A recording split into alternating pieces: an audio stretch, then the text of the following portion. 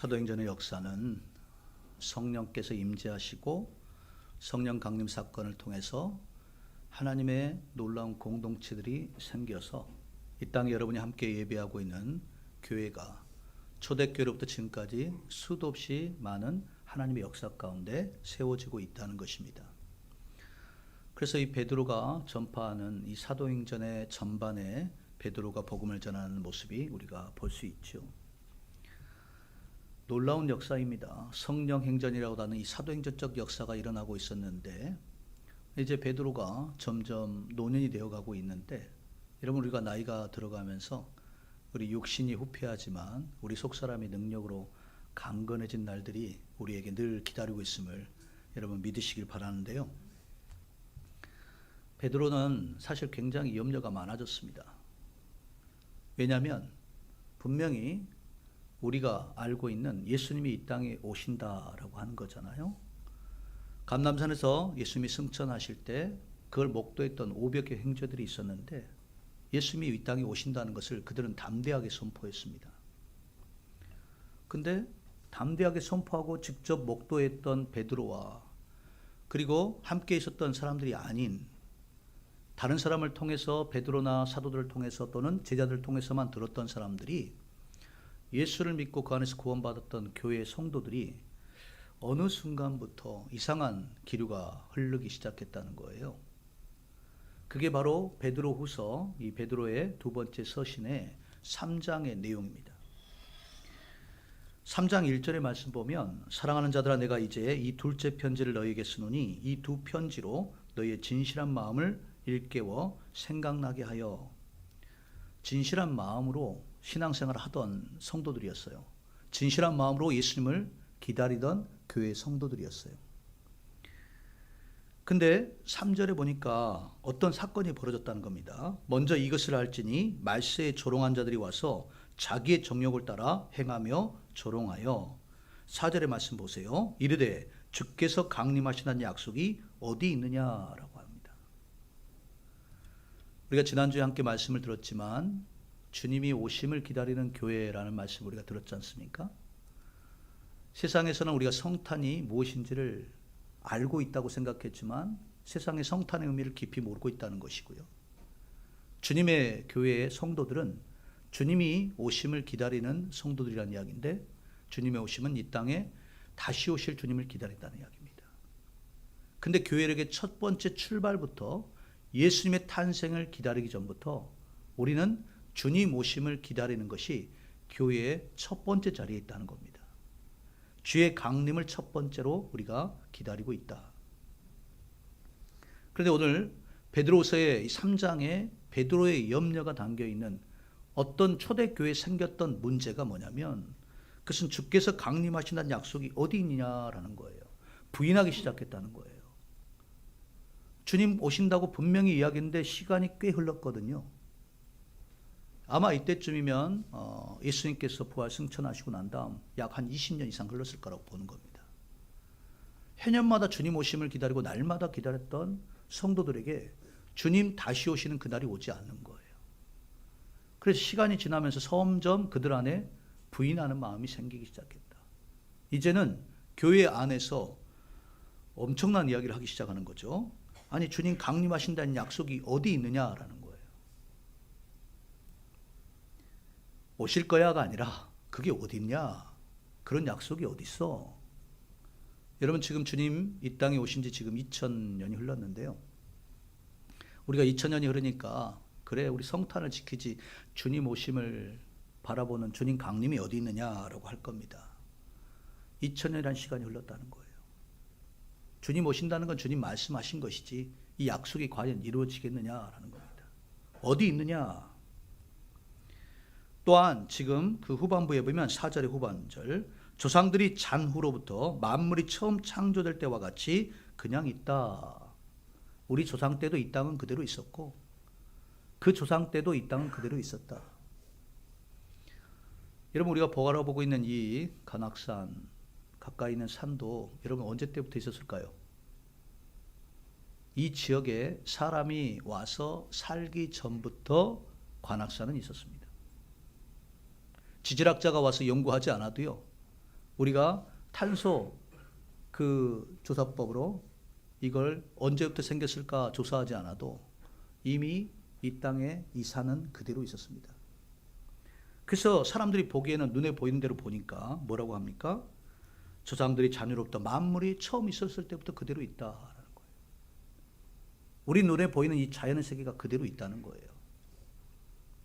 그런데 베드로는 지금 여러분들이 생각하고 있는, 또 교회 안에 이런 이야기가 돌고 있는, 또 이런 오류에 빠져 있는 사람들에게 지금 이 땅이 있는 그대로, 만물이 있는 그대로 있는 이 만물이 어떻게 해서 생겨났느냐라는 걸 가르쳐 주고 있습니다. 바로 그게 베드로서 3장의 5절 말씀입니다. 5절 말씀 보십시오. 이는 하늘이 옛적부터 있는 것과 땅이 물에서 나와 물로 성립된 것도, 하늘이 있는 것도, 여기에 있는 물에서부터 하나님께서 무치 있으라 하면서 무치 생기기 시작하지 않습니까? 창세기 1장의 말씀, 기원으로 돌아가는 거예요. 하나님이 세상을 창조하던 때를 바라보라는 겁니다. 하늘이 어떻게 생기게 되었느냐, 하늘의 공창이 어떻게 생기게 되었느냐. 하나님이 세상에 빛이 있으라 라고 하셨고 빛이 있었고, 바다를 가르고 무치 드러나게 하시는 하나님의 말씀, 이게 있었기 때문에 여러분이 보고 있는 이 자연이 있다는 겁니다. 이것을 기억하게 하는 거죠. 물로 성립된 것도 하나님의 말씀으로 된 것을 그들이 일부러 잊으려 함이라. 초대교회에 어떤 현상이 일어났는데요, 교회 안에서 하나님의 창조의 역사를 믿지 않게 됐다는 이야기예요. 현대에도 여러분 이걸 많이 생각합니다. 하나님이 세상을 창조하셨다고? 아니야, 세상은 진화한 거야. 세상은 어느 순간부터 자연스러워 진화하며 발전해 왔어. 적자생존이지. 여러분, 성경 어디에도 적자생존 이론이 없습니다. 우생학적, 발생학적으로 뛰어나고 그리고 강한 사람들이, 강한 생물이 살아남는다. 여러분, 성경에는 그런 말이 없습니다. 하나님의 창조하신 말씀 속에 그런 말씀이 없다는 것은 여러분 참 신기하지 않습니까? 왜 하나님의 말씀은 그런 말씀이 없을까? 근데 왜 세상에서 하는, 세상이 인간이 연구하고 인간이 발명하고 인간이 만들어 놓은 이론에는 왜 하나님이 빠져버린 그런 이야기를 하고 있을까라는 거예요. 하나님의 말씀으로 된 것을 어떻게 했다고요? 그들이 일부러 잊으려 함이라는 거예요. 잊고 살아간다는 거예요. 망각한다는 거예요. 잊어버린다는 거예요. 여러분, 우리가 살아가는 세상, 이게 영원할 것 같다고 하지만 베드로는 교회 안에 이런 말을 전합니다. 이게 지금 그대로 보존되고 있는 이유가 뭡니까? 7절에 보니까 이제 하늘과 땅은 그 동일한 말씀으로 불사르기 위하여 보호하신 바 되어. 우리가 보고 있는 이 하늘, 우리가 보고 있는 이 땅, 이게 지금도 보존되고 있는 이유는 하나님이 세상의 말씀으로 세상을 창조하신 건데, 이 세상을 말씀으로 창조하신 하나님의 그 말씀을 따라 세상이 그대로 그 말씀 안에서 보존되고 있다는 거예요. 우리는 자연이 스스로가 보존되고 있다고 생각했는데 성경 그렇게 말하지 않습니다. 하나님의 말씀으로 세상이 보존되고 있다는 거예요. 어떻게 세상이 생각하는 것과 하나님의 말씀은 이렇게도 다를까요? 하나님의 말씀으로 하늘과 땅이 보존되고 보호하신 바 되어 경건하지 아니한 사람들의 심판과 멸망의 날까지 보존하여 두신 것이니라. 우리가 하나님의 말씀을 성경이 아닌, 또 교회 설교의 말씀으로 아닌, 여러분 이 말씀을 어떻게 듣습니까? 심판과 멸망의 날까지 하나님의 말씀으로 보존해 두신 거라는 이야기입니다. 여러분, 우리가 찬양하잖아요. 심판과 멸망의 날, 거기 우리 눈앞에 바로 기다리고 있다는 거예요. 심판과 멸망의 날. 근데 사람들이 지금 예수님께서 승천하시고 오시지 않는 날이 한 해, 두 해 흐르고 보니까 10년, 20년 흐르고 나니까 주의 약속이 오겠어? 주님이 강림하시겠어? 라는 거예요. 주님 이 땅에 오시겠어? 라는 거예요. 여러분, 교회 밖에 나가서 여러분이 전해야 할 게 무엇일까요? 우리가 세상의 사람들에게, 우리가 세상에 선포해야 될 말이 무엇일까요? 그것은 바로 이런 거예요. 오늘 함께 말씀을 들으십시오. 8절의 말씀 함께 읽어보십시다. 함께 우리가 처음 말씀, 우리가 봉독했던 말씀입니다. 8절입니다. 시작. 사랑하는 자들아, 주께는 하루가 천년 같고 천년이 하루 같다는 이 한 가지를 잊지 말라. 여러분, 우리가 이 말씀 많이 알고 있죠? 하나님은 천년이 하루와 같다. 하루가 천년 같다. 그런데 원어적인 그 단어의 문장의 순서는요, 뭐가 먼저 나오냐면 이 한 가지를 잊지 말라라는 거예요. 영어 성경에 이게 첫 번째로 나오잖아요. 이 한 가지를 잊지 말라. 이걸 잊지 말라. 여러분, 우리는 지난주에 들었던 말씀 여러분 기억하고 계십니까? 그건 기억하신다. 여러분, 한 달 전에 들었던 말씀 기억나세요? 아니요, 안 들려요. 우리 1년 전에 들었던 말씀 기억나세요? 어떻게 합니까? 모르다고 그러겠죠. 우리는 망각합니다. 잊어버립니다. 자연스럽게 잊어버리고 살아요.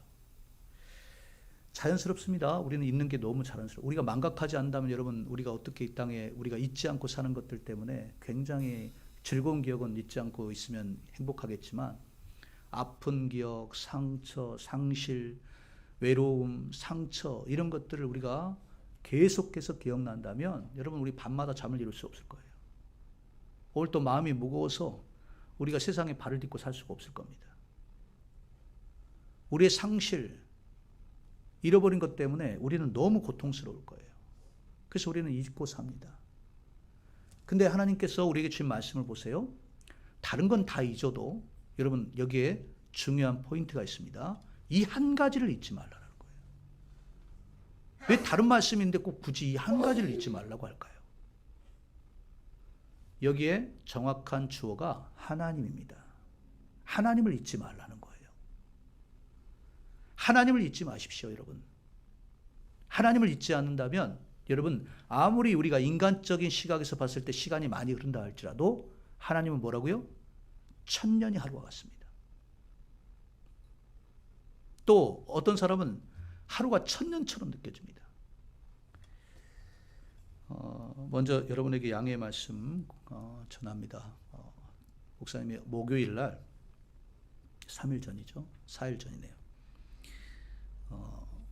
제가 또 남동생이 있는데 가족이 할아버님이 소천하시고 난 다음 저희도 거의 한 20년 넘게 집안에서 장례를 치르지 못했습니다. 목요일 날 사랑하는 남동생을 하나님 나라 보냈습니다. 갑자기 아침에 새벽 기도가 끝나고 나서 어머님으로부터 연락이 왔어요. 동생이 어젯밤에 떠났다고. 그래서 제가 황망해서 어떻게 그런 일이 있을까라고 했는데 정말 떠난 겁니다. 다행히 여동생과 우리 처남이 있어서 제가 내려가는 동안 여러 가지 걸 준비해 가지고 장례 절차를 기독교식으로 잘 준비해서 가족들과 함께 가족장으로 보냈습니다. 막내 동생이 결혼하지 않고 솔로로 살아서 함께 해줄 사람이 없었습니다. 그래서 부대에 있는 큰 애를 불러서 함께 삼촌을 보냈습니다. 여러분, 근데 그 하루와 같은 시간이 정말 천년처럼 지난 시간, 동생이 함께 태어나서 자랐던 순간들, 또 학창시절 즐거웠고, 또 동생이 함께 아프고 슬펐던 순간들이 주마등처럼 지나갑니다. 그 하루의 시간 동안 얼마나 많은 과거에 흘렀던 시간 동안 있었던 일들이 떠오르는지 모릅니다. 그리고 제가 어느 순간부터 동생과 보내는 시간이 너무 적다는 걸 알게 됐고, 그리고 못해줬던 순간들이 너무 많이 떠오르더라고요. 그렇습니다. 우리는 하루를 보낼 때도 어떤 사람은 천년처럼 느껴지는 순간도 있어요. 사람에게 그럴진데, 여러분, 하나님께서는 첫째 날 세상을 창조하시고 둘째 날 세상을 창조하셨잖아요. 어떻게 한 번에 해와 달을 만들 수가 있습니까? 어떻게 하루에 하늘의 우주 세계를 창조할 수 있습니까? 하루에 일이 가능합니까? 여러분, 인간의 시간과 하나님의 시간의 개념이 다른 거예요. 하나님이 우리에게 주는 이 하루라는 게 우리에게는 얼마나 많은 일들이 있을 수 있는데 사실은 우리가 잘 잊어버리고 삽니다. 베드로는 지금 우리에게 이 문제를 이야기하고 있는 거예요. 이 한 가지를 잊지 말라. 하나님을 잊지 말라. 우리가 생각하는 2000년이 흘렀다고 생각하지만 왜 2000년이 흘렀는데 주님 강림하지 않습니까? 주님은 1000년이 하루와 같습니다. 또한 하나님은 하루에도 세상을 창조하신 하나님이십니다. 하나님을 잊지 말라는 이야기예요. 교회 성도 여러분, 하나님을 잊지 마십시오. 그리고 우리가 하나님의 주권과 섭리 안에 살고 있다는 것을 우리가 절대로 잊지 않아야 합니다. 우리 삶 속에 일어나는 어떤 사건도 하나님이 허락하지 않으면 일어나지 않는다는 이야기고요. 그리고 어떤 악한 일들이 생길 때 하나님 혹시 이 악한 일도 하나님께서 이루셨습니까? 아니요. 하나님이 진정 원하시는 이유, 하나님이 진정 우리를 위해서 오래 참으시는 그 까닭을 오늘 여기에서 우리에게 말해주고 있죠. 8절에는 하루가 천년 같고 천년이 하루와 같은 하나님의 주권과 섭리를 알라. 또한 하나님이 오래 참으시는 이유가 뭡니까? 9절이죠. 9절의 말씀 우리 함께 읽어보겠습니다. 9절의 말씀입니다. 시작. 주의 약속은 어떤 일이 더디다고 생각하는 것 같이 더딘 것이 아니라 오직 주께서는 너희를 대하여 오래 참으사 아무도 멸망하지 않고 다 회개하기에 이르기를 원하시느니라. 여러분, 주님 왜 안 오실까요? 때론 우리가 삶에 버겁고 어려운 짐들을 지고 가는 사람들은 이런 기도를 많이 합니다. 하나님, 제가 가는 짐이 너무 무거운데 주님, 오늘 주님 오시면 안 될까요? 주님, 제가 지고 가는 짐이 너무 무거우니 주님께서 져주신다고 했지만 제 짐은 왜 남들보다 짐이 더 무거울까요? 주님, 저를 일찍 데려가 주시면 안 될까요? 여러분, 베드로도 마찬가지고요, 바울도 마찬가지고요, 제자들도 자신들의 짐이 굉장히 무겁게 느껴졌습니다. 주님의 말씀은 있지만 사실 자기가 경험하고 있는 짐은 너무 무거웠던 거예요. 사실 우리 청년들도 이 시대를 살아가는 우리의 모든 사람들도 자신이 지금 지고 짊어지고 가야 할 짐들이 굉장히 무겁게 느껴집니다. 그래서 이런 생각을 하잖아요. 주님, 오늘 제가 잠이 들 때 내일 아침에 눈이 뜨면 천국에 있기를 원합니다. 주님, 오늘 내가 지고 가는 짐을 다 벗어버리고 주님 곁으로 가면 안 될까요? 여러분, 갈라디아의 말씀에 바울이 이런 말을 하지 않습니까? 내가 주님 앞으로 가고 싶다라는 거예요. 내가 주님께 가는 것이 더 기쁜 일이다. 인간적인 마음으로는 그렇게 하고 싶은 마음이에요. 근데 하나님은 왜 바울을 데려가지 않으셨을까요? 왜 하나님은 우리를 구원하셔서 우리를 하나님의 자녀 삼으시고 사랑하는 자녀들을 오늘 데려가지 않으시는 겁니까? 개인적으로 우리가 데려가면 좋겠지만 주님 오신다고 하셨으니까 주님, 오늘 주님 강림하신 그날이 오면 어떨까요? 오늘 오시면 안 되는 건가요? 여러분, 마음의 상처를 많이 받고 삶에서 버거운 짐을 지고 가는 사람들은 이런 생각을 하게 됩니다. 자연스러운 거예요. 그런데 여러분, 이것은 우리가 경험하는 거고 우리가 느끼는 거고 우리가 우리의 짐 때문에 하나님 앞에 기도하는 내용이지만 하나님께서 오지 않으신 이유가 있다는 겁니다. 주님께서 이 땅에 아직 강림하지 않으신 이유가 있다는 거예요. 그것은 나 개인을 보고 하나님이 오지 않으신 게 아니에요. 하나님이 사랑하는 자녀를 외면하고 있으신 게 아니에요. 하나님은 내가 아닌, 구원받은 내가 아닌, 예수 믿고 있는 내가 아닌, 하나님의 자녀로 탄생한 이 땅의 그리스도인들이 아닌, 지금은 하나님 말씀하시잖아요. 오직 주께서는 너희를 대하여 오래 참으사 뭐라고요? 우리 따라할까요? 아무도 멸망하지 않고. 예. 동생이 떠나는데 마음이 많이 아팠죠. 신앙생활을 성실히 못한 거. 또 하나님의 영광 위에 살다가 떠난 것도 아니고. 그러니 여러 가지로 고민이 많은 거 아닙니까? 그러면 우리가 함께 하는 우리 형제들, 우리의 가족들, 우리의 지인들, 여러분의 동료들, 여러분이 만나는 학교에서 만나는 친구들, 여러분이 직장 만나는 동료들 여러 사람들을 바라보면 그 사람들이 우리를 보면서 이런 말을 하잖아요. 그리스도인들이 있다고 뭐가 있는가? 하나님을 부인하기도 하고 때로는 조롱하기도 합니다. 주의 날이 강림한다는 게 말이나 되는 이야기냐? 지난 시간 동안 1000년, 2000년이 흐른 동안 이 세상에 만약에 주님 오셨다면 나는 믿어보겠다라는 거잖아요. 그러나 여러분, 주님 오시는 그날은 믿어보겠다 하는 것은 그것은 그들의 생각대로 되는 게 아닙니다. 주님이 오신 날은 어떤 날일까요? 주님이 오신 날은 심판과 멸망의 날인 거예요. 주님이 이 땅에 강림하신 날은 주님 우리에게 주님 모습 한번 보여주시러 온 것이 아니라 이 땅을 심판과 멸망의 날로 오시는 겁니다. 또한 그날이 오면 구원받은 사람들이 우리가 지난주에 함께 말씀을 드렸지만 주님께서 천사들을 통해서 하늘 끝에서 땅 끝까지 구원받은 사람을 주님 앞에 모을 겁니다. 곧 심판과 멸망의 날, 주님 강림하시는 날, 그날을 오늘 성경에서는 하나님의 날, 주의 강림의 날이라고 하지 않습니까? 그래서 그날은 심판과 멸망의 날이요 동시에 구원의 날입니다. 그리고 마지막으로 세 번째는 그날이 어떤 날일까요? 주님께서 오래 참으시는 이유, 그것은 아무도 멸망하지 않기를 원하시는 거예요. 구원받은 나 때문에 하나님께서 이 땅에 오지 않으시는 것이 아니라 지금 내가 아직 구원받지 못한 한 영혼 한 영혼을 그들이 구원받기를 원하셔서 주님 오지 않으신 겁니다. 그래서 오늘 5절에는 이렇게 15절에 이렇게 말씀하죠.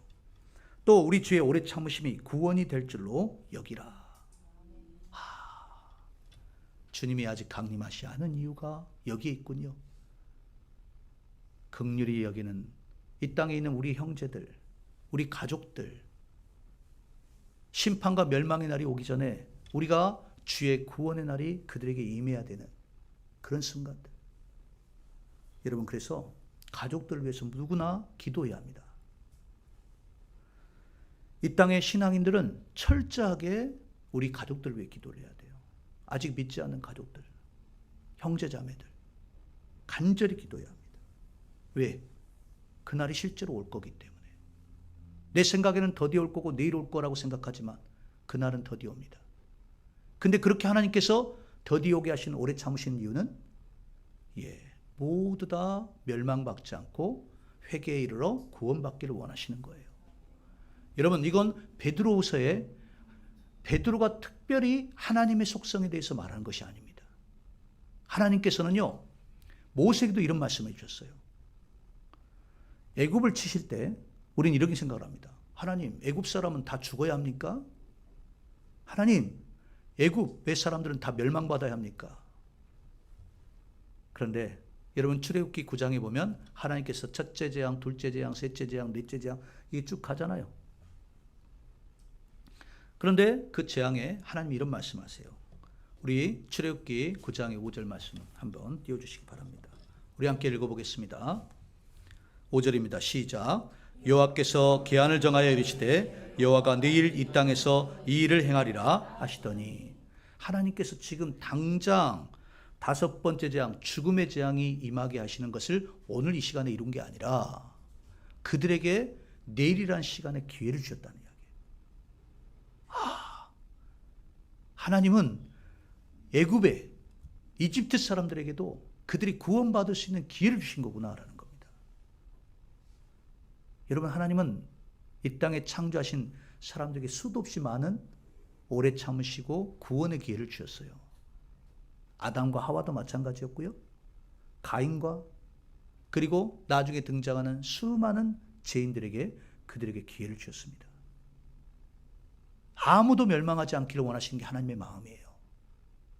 하나님은 우리가 다들 죄악 가운데 모두 다 멸망받기를 원하지 않으십니다. 우리를 길이 기다리시고 참으시는 이유는 그 사람들이 주님 앞으로 돌아와 회개하고 구원받기를 원하시는 거예요.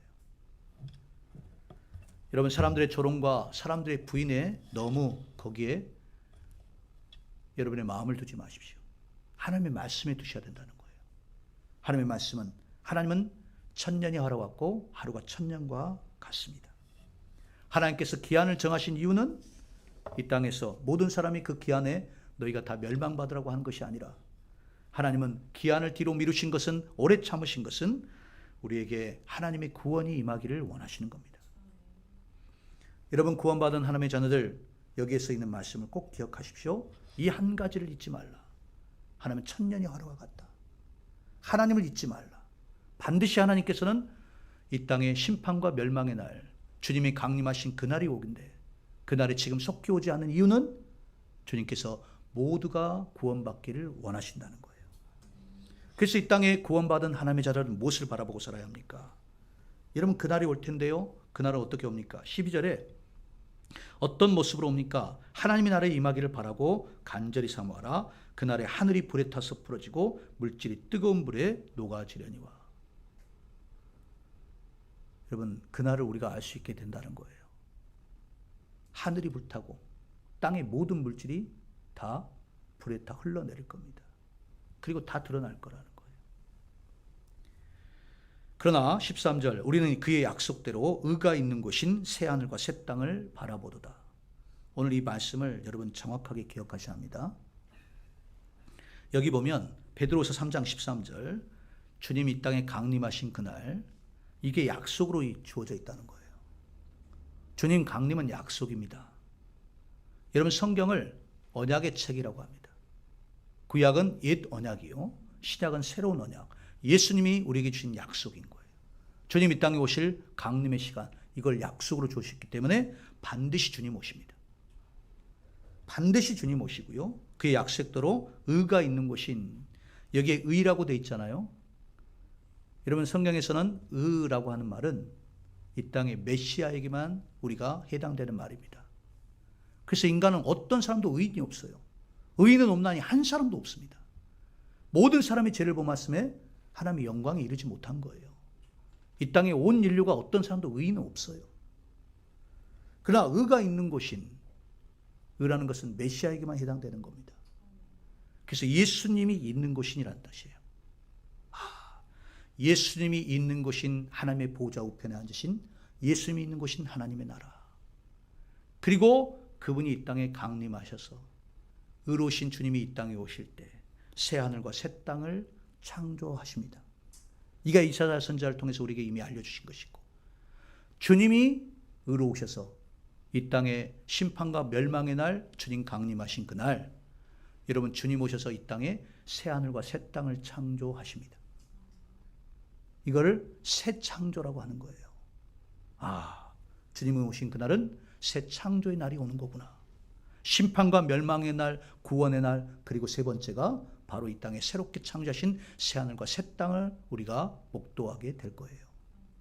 이 땅에 살아가는 성도 여러분, 우리는 이것을 간절히 사모하고 이것을 바라보고 이것이 우리의 한 가지 잊지 않아야 할 것임을 기억하며, 우리는 오늘도 아직 우리의 가족들,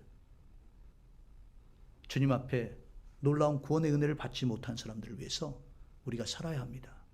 오늘 우리에게 시간이 하루가 주어져 있다면, 오늘 우리에게 허락된 시간이 있다면 우리는 무엇이 생각나야 합니까? 심판과 멸망의 날이, 주님 강림하시기 오전에 우리에게 허락된 이 하루를 우리가 아직 긍휼히 여기고 우리가 함께 가야 할 그 영혼들을 위해서 우리가 복음을 전하고 그들의 영혼을 주님 앞으로 인도하는 삶을 살아야 합니다.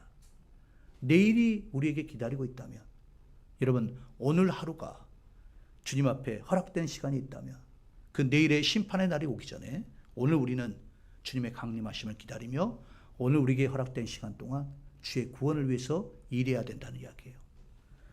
저와 여러분이 주님이 오래 참으시는 이유가 아무도 멸망받지 않고 회개하게 이르러 구원받기를 원하시는 하나님의 놀라운 그 사랑과 은혜라는 걸 기억하며 주님의 긍휼 안에서 우리가 다른 영혼들을 바라보고 그런 삶을 사시기를 주의 이름으로 축복합니다.